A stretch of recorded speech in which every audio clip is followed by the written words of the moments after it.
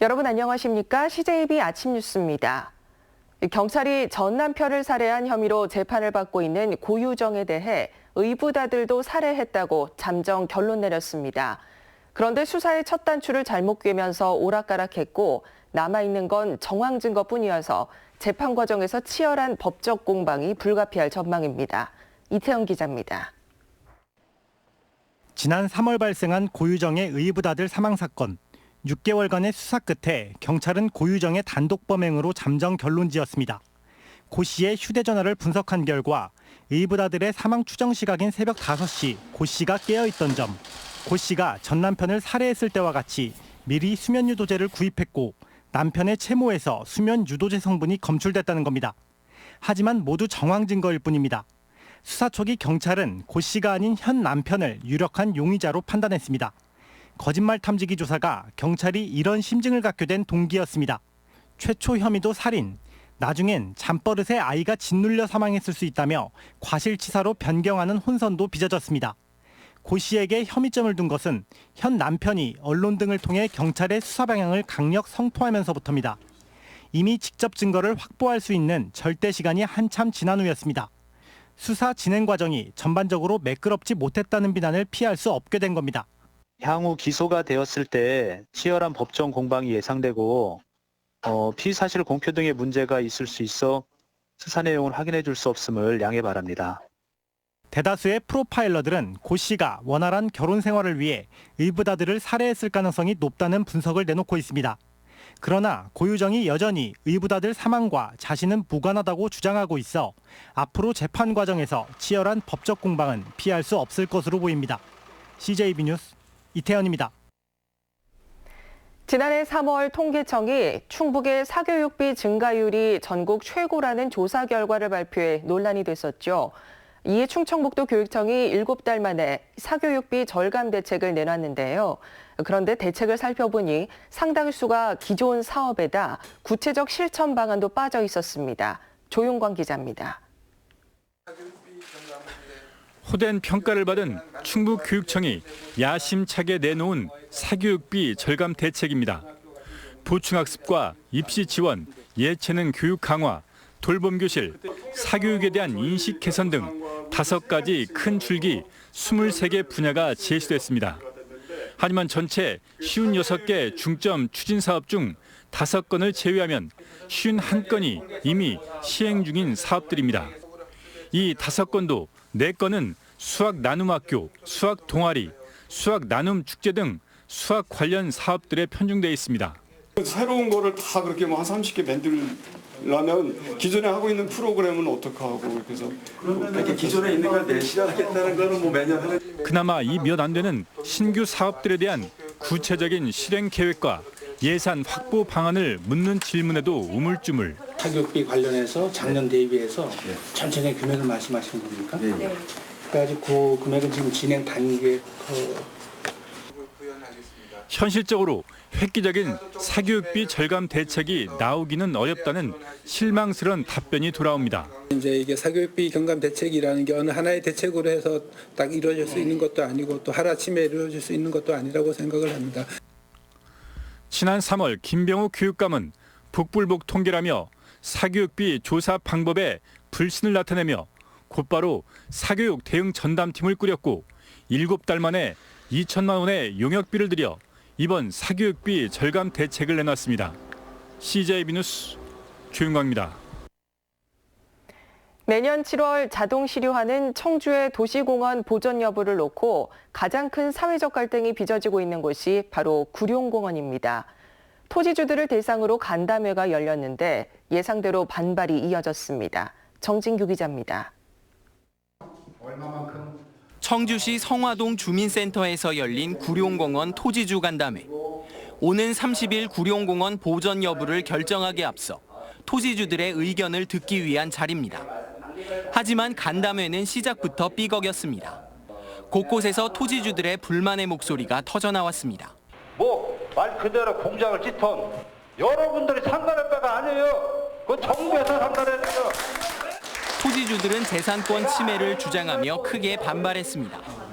조성하지도 않는 공원 때문에 20년이 넘는 기간 동안 아무것도 하지 못하고 세금만 냈다는 겁니다. 그럼에도 또다시 재산권을 제한하려 한다며 목소리를 높였습니다. 헌법재판소에서 판결을 존중해서 그대로 하시라. 다른 꼼수 쓰지 마시고. 특히 토지주들은 앞으로 대책위를 꾸려 공동으로 대응할 뜻을 밝히기도 했습니다. 아픔들을 저희들이 함께 나누고 그럴 때 같이 공감하고 그런 것을 반영해서 우리들이 앞으로 방안들을 어떻게 또 세워야 될지.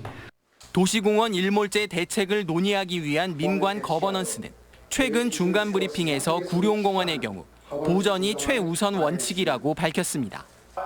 하지만 토지주들의 반발이 잇따르면서 다음 주 구룡공원 보전 방향이 어떻게 결론 날지 관심이 모아지고 있습니다. CJB 뉴스 정진규입니다.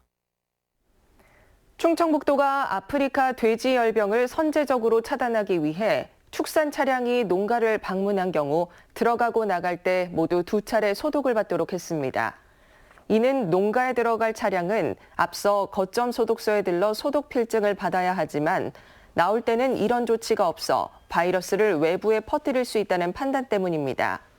소독 필증을 2차례 받지 않은 차량은 농가 출입을 금지했습니다. 충북 청주경실련은 기자회견을 열고 청주 문화제조창시에 만들려는 열린도서관 계획을 재검토하라고 요구했습니다. 경실련은 열린도서관은 청주시로부터 관리 운영비 지원을 받기 위해 도서관이란 이름을 붙였을 뿐 모객 효과를 위한 급조시설이라며 공론화 과정을 밟으라고 주장했습니다. 이에 대해 청주시는 열린도서관의 기본 틀은 유지할 수밖에 없다며 다만 서점과 도서관의 분리 운영 방안을 서점조합 측 등과 협의하고 있다고 밝혔습니다. 네, 이제 상업용 드론의 연료도 수소를 사용하는 단계에 이르렀습니다. 혁신도시에서 충북 솔라 수소 페스티벌이 열리고 있는데 수소 에너지의 무궁무진한 미래를 엿볼 수 있습니다. 구준혜 기자입니다. 국내 완성차 업체가 만든 수소차입니다. 매연 배출이 없고 오히려 공기 중 미세먼지를 빨아들입니다. 국내 업체가 세계 최초로 상용화에 성공한 수소 드론이 자유자재로 날아다닙니다. 기존 전기 드론의 단점인 짧은 비행 시간을 획기적으로 늘렸습니다. 비행 시간이 2시간 정도 되기 때문에 산업 영역에서의 그 임무의 활용도가 굉장히 높아졌다고 볼 수 있습니다. 충청북도가 8번째 여는 솔라 수소 페스티벌에 처음으로 수소 전용 홍보 체험관을 마련했습니다. 수소 관련 제품과 기술을 연구 개발하는 도내 20여 개 기업과 대학, 공공기관이 참여했습니다. 수소 사회를 앞당기고 널리 알리기 위한 자리입니다. 새로운 산업이 유관 산업이 발생하게 되고 이를 뒷받침하는 부품 또는 관련 연구 같은 것들이 활발하게 이루어지기 때문에 충청북도는 수소 산업을 미래 신성장 동력으로 키울 계획입니다. 올 초 1,500억 원을 투입하는 정부 수소 융복합 실증단지 공모에 선정되면서 수소에너지의 중심지로 떠올랐습니다. 특히 풍부한 수자원과 태양광을 이용해 청정 수소를 생산할 수 있고 이를 소비할 수도권과도 가까워 높은 경쟁력을 갖췄습니다. 내년까지 수소차 600여 대를 보급하고 7곳에 충전소를 세워 수소 경제가 도민들의 피부에 와 닿도록 할 계획입니다. 안전이나 저장, 유통, 그 생산을 하는 유리한 그런 지역이라고 할 수 있습니다. 충청북도가 무궁한 가능성을 가진 수소 산업을 선점하기 위해 발빠르게 움직이고 있습니다.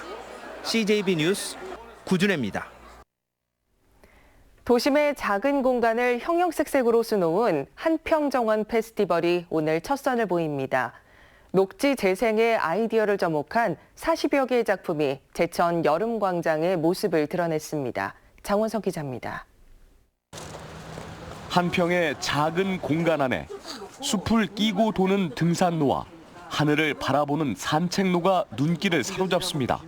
블록을 이용한 담장으로 좁은 공간에 개방감을 더했습니다.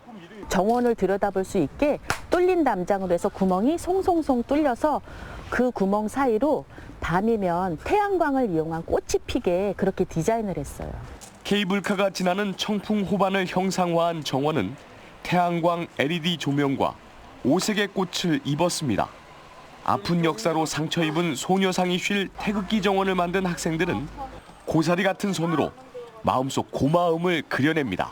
제천을 하면 딱 떠오르는 게 의병이잖아요. 그래서 그런 분들의 희생과 땀과 눈물을 표현하고 싶었습니다.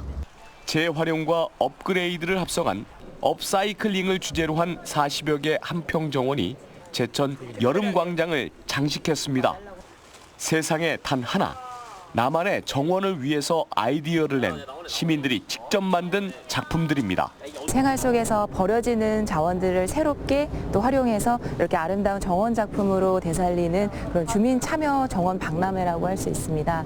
1회 제천 한평정원 페스티벌은 다음 달 7일까지 가든마켓과 청춘다방, 보물찾기 체험부스 등 다채로운 부대 행사도 가질 계획입니다.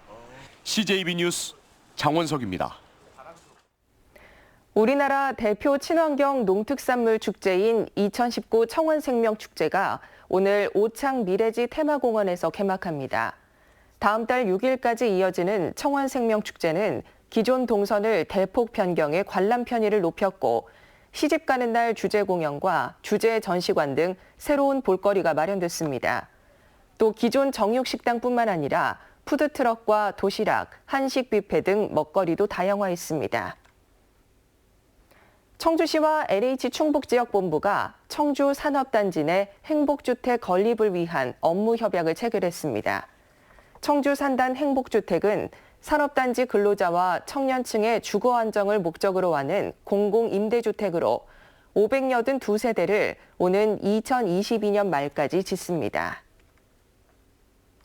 보훈군이 농림축산식품부가 공모한 과수 거점산지 유통센터 건립 지원 사업에 최종 선정됐습니다. 이에 따라 보훈군은 2021년까지 109억 원을 들여 삼승면 우진리에 세척과 위생, 저온 저장 시설 등을 갖춘 지상 2층 규모의 과수산지 유통센터를 건립해 연간 8천여 톤의 과수를 대형 유통업체와 해외 등에 출하할 계획입니다. 충북도립대학교가 500명 수용 규모의 학생 생활관을 건립합니다. 충북개발공사와 건립공사 위수탁 협약을 맺은 도립대는 오는 2023년까지 430억 원을 들여 옥천군 도립대 운동장터에 식당과 휴게실, 학습공간, 강당 등을 갖춘 500명 수용 규모의 학생 생활관을 개관할 계획입니다. 충북은 세종시와의 인구 이동이 가장 활발한 것으로 나타났습니다. 충청지방통계청이 발표한 인구 이동 통계에 따르면 지난해 충북에서 타 시도로 빠져나간 전출지 순위는 세종시가 8%로 가장 많았고 충북 전입자의 전 거주지 역시 세종시가 3.7%로 1위를 차지했습니다. 지난해 타 시도에서 충북으로 유입된 총 전입자 수는 8만여 명으로 전출자보다 5천여 명이 많았습니다. 다음은 오늘 도내에서 열리는 행사를 안내해드립니다. 청주에서는 청주 주성 오케스트라 4회 정기연주회가 내일 낮 12시 가경동 메가폴리스 2층 아트홀에서 열립니다. 제천에서는 전통국악 소리마당 정기 공연이 오후 7시 문화회관에서 열립니다. 괴산에서는 충청북도 씨름왕 선발대회가 오전 10시 연풍문화센터에서 있습니다. 끝으로 날씨입니다. 충북지방 오늘 구름 많고 아침까지 짙은 안개가 끼는 곳이 있겠습니다. 낮 최고 기온은 청주 27도, 충주 26도 등 25도에서 27도로 어제보다 조금 높겠습니다. 주말인 내일은 구름 많은 가운데 낮 동안 빗방울이 떨어지는 곳이 있겠습니다. 이상으로 CJB 아침 뉴스를 마칩니다. 고맙습니다.